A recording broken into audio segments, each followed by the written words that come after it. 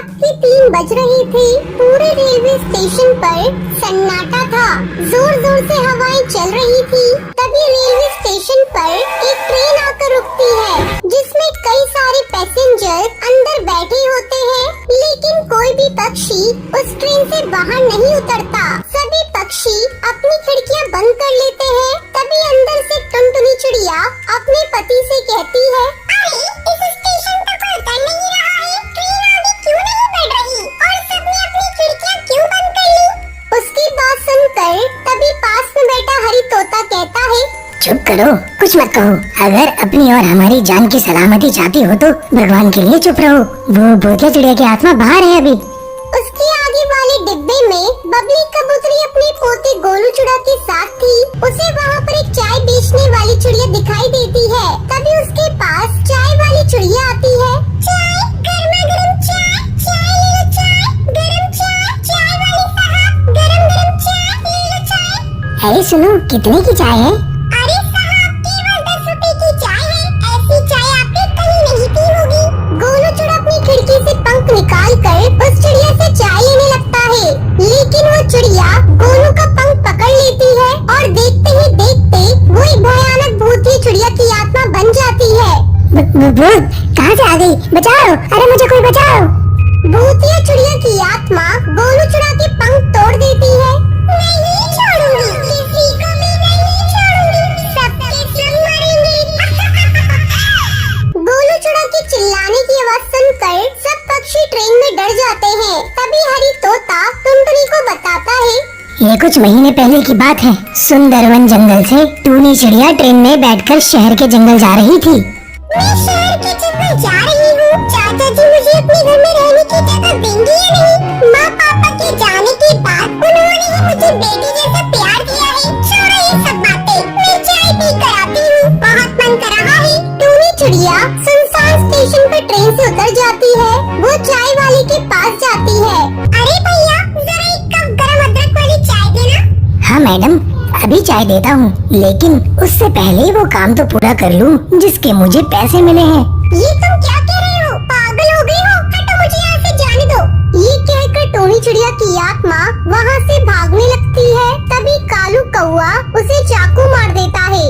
उस दिन वो चिड़िया मर जाती है। उसकी मौत क्यों हुई आज तक इस बात का पता नहीं चला, लेकिन जब से भूतिया टूनी चिड़िया की आत्मा स्टेशन पर उतरने वाले सब पक्षियों को मार रही है, इसलिए मैं सुंदरवन जंगल जा रहा हूँ। पक्षियों का मानना है वहाँ एक तांत्रिक रहता है जिसे टूनी चिड़िया की मौत का सच मालूम है। ये कहकर हरी तोता वहाँ से चला जाता है और जंगल में तांत्रिक के पास पहुँचता है। टूनी चिड़िया की मौत उसके चाचा कड़कनाथ सेठ ने करवाई थी। वो चाहते थे कि उसके मरने के बाद वो टूनी चिड़िया की सारी जमीन हड़प लें, लेकिन उसकी मौत के बाद वो भूतिया चिड़िया की आत्मा बन गई और कड़कनाथ सेठ को रेलवे स्टेशन की कहानी पता चली तो उसे डर के मारे हार्ट अटैक आ गया। बाबा मेरी मदद करो, उन्हें मुक्ति नहीं मिली तो वैसे ही सबको मारती रहेंगी। हरी तोता तांत्रिक बाबा को रेलवे स्टेशन पर लेकर जाता है। जैसे ही घड़ी में रात के 3 बजते हैं, वो भूतिया चिड़िया की आत्मा सामने आती है और जोर जोर से हंसने लगती है। चले जाओ, यहाँ से चले जाओ, ये रेलवे स्टेशन मेरा है, मैं सबको मार दूंगी, जाओ यहाँ से। हम तो तुम्हें केवल यहाँ तुम्हारी मौत का कारण बताने आए थे। चिड़िया को उसकी मौत का कारण बताता है, जिसे सुनकर वो रोने लगती है। तभी तांत्रिक बाबा उसके चाचा कड़कनाथ सेठ की आत्मा को बुलाते हैं। वो भूतिया टूनी चिड़िया की आत्मा से माफी मांगता है। बिटिया, हमका माफ कर दो, हमसे बहुत बड़ी गलती हो गई। मुझे अपनी गलती का बहुत पछतावा है। जैसे मैं इस दुनिया को छोड़कर चला गया हूँ, तुम भी मुक्त हो जाओ। ये सच बात है कि अक्सर अपने ही हमें धोखा देते हैं, लेकिन अब मेरा यहाँ रहना ठीक भी नहीं। मैं मुक्ति चाहती हूँ, मुझे यहाँ से जाना है। तभी तांत्रिक बाबा भूतिया टूनी चिड़िया की आत्मा के ऊपर पवित्र जल छिड़क देता है, जिससे वो भूतिया टूनी चिड़िया की आत्मा जलने लगती है और उसे मुक्ति मिल जाती है। सुंदरवन जंगल के बीच में एक पब्लिक टॉयलेट था। उसमें भूतिया टूनी चिड़िया की आत्मा का साया था। छी छी छी, इन पक्षियों ने मेरे शौचालय को कितना गंदा कर रखा है।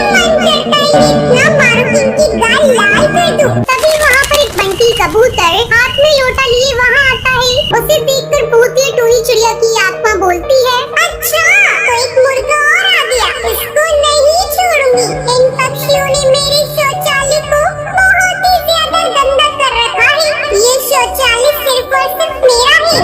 ये शौचालय में इनको इस्तेमाल करने देती हूँ तो ये सोचते हैं कि इनके बाप का है। मुझे पता है ये मेरे शौचालय को सही से साफ करके नहीं जाएगा। अब मैं शौचालय के साथ साथ इसका भी सफाया कर दूंगी। इतना कहकर वो भूतिया चिड़िया गायब हो जाती है और तभी बंटी कबूतर लोटा लेकर उस शौचालय के अंदर चला जाता है। वो टॉयलेट में फ्लश का बटन नहीं दबाता और सीधा दरवाजा खोलकर बाहर की तरफ जाने लगता है। तभी उसे जोर जोर से हंसने की आवाज सुनाई देती है।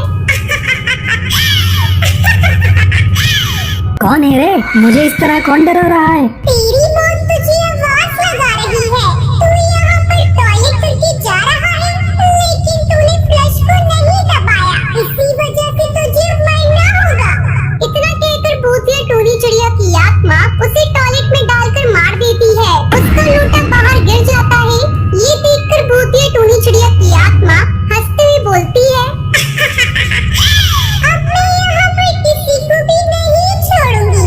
इन पक्षियों ने मुझे बहुत ही ज्यादा दुखी कर दिया है। रात के समय जो भी शौचालय में शौच करने आएगा, मैं उसको इस टॉयलेट में जिंदा दफन कर दूंगी। अगली सुबह बंटी कबूतर की पत्नी टुनटुनी से ढूंढते हुए शौचालय के पास पहुंचती है। वहाँ बाहर उसे बंटी कबूतर का लोटा दिखाई देता है। हे भगवान, आखिर मेरे पति को इस चुड़ैल ने मार दिया। भगवान जाने इस भूतिया चिड़िया की आत्मा का हम लोगों ने आखिर क्या बिगाड़ा है जो ये हम सभी को इस तरह भयानक मौत दे रही है। वहीं दूसरी तरफ वो भूतिया टूनी चिड़िया की आत्मा एक बार फिर हंसते हुए उस टॉयलेट के होल में से बाहर निकलती है और बोलती है, आज एक बार फिर मैं इस टॉयलेट में किसी न किसी पक्षी को मार दूंगी। मैं अपनी मौत का बदला लेकर ही रहूंगी। वो ये कहकर टुनटुनी चिड़िया को शौचालय के होल में खींच लेती है और उसकी वही मौत हो जाती है। जंगल में अब धीरे धीरे पक्षी कम होते जा रहे थे। दिन में अगर कोई शौचालय में टॉयलेट करने आता तो उसे कुछ नहीं होता, लेकिन रात के समय अगर कोई शौचालय करने के लिए जाता तो भूतिया चिड़िया की आत्मा उसे जिंदा नहीं छोड़ती।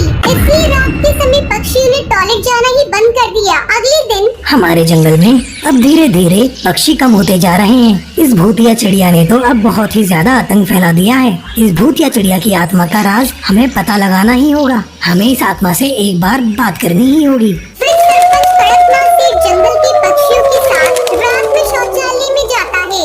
आज सरपंच तू भी मेरे पास आ गया। जो तेरे पीछे पीछे पूरा जंगल आया है, उन सभी को अपने साथ बुला ले। अरे तुझे कैसे पता चला कि मैं पूरे जंगल वालों के साथ यहाँ पर आया हूँ? सरपंच, मुझे तो ये बात भी पता है कि तू इन सभी जंगल वालों के साथ मेरा राज पता करने आया है। तू मुझसे मेरा सच पूछेगा। तुझे मेरा सच जानना है ना? तो सुन, कुछ साल पहले की बात है। मैं इसी जंगल में रहती थी। मेरा नाम टूनी था। सभी पक्षी मुझसे घिन किया करते थे क्योंकि मैं शौचालय साफ करने वाली चिड़िया थी। दिन भर काम करके इधर से उधर भटकती और जब रात के समय अपने घर आती तब मुझे जंगल वाले पक्षी बोलते, छी छी छी, देखो तो कितनी गंदी चिड़िया आ गई है। ये तो लोगों की पोटी साफ करती है। छी, इसके हाथ से तो कुछ खाना पीना भी दुश्वार है। पता नहीं ये खुद के हाथ से खाना कैसे खा लेती है। भैया, यहाँ पर कोई काम बड़ा या छोटा नहीं होता। काम तो काम होता है। अगर आप कोई काम करते, अगर आपको कोई इस तरह बोलेगा तो आप क्या करेंगे?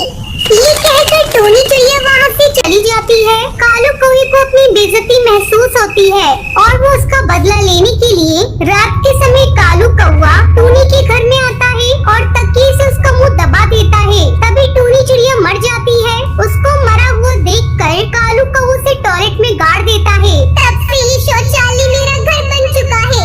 दिन के समय तो मैं किसी को कुछ नहीं करती, लेकिन रात के समय इधर जो भी गंदगी मचा कर जाता है मैं उसे मार देती हूँ। मैं मानता हूँ कि तेरे साथ बहुत ही ज्यादा गलत हुआ है, लेकिन तू यहाँ पर किसी को इस तरह नहीं मार सकती। चल ठीक है, मैं यहाँ से चली जाऊंगी, लेकिन मेरी एक शर्त है। मैं तभी जाऊंगी जब तुम सभी जंगल वाले शौचालय को साफ रखोगे। जिस दिन मुझे शौचालय गंदा दिखा उस दिन मैं यहाँ पर आकर एक बार फिर मौत का तांडव मचा दूंगी।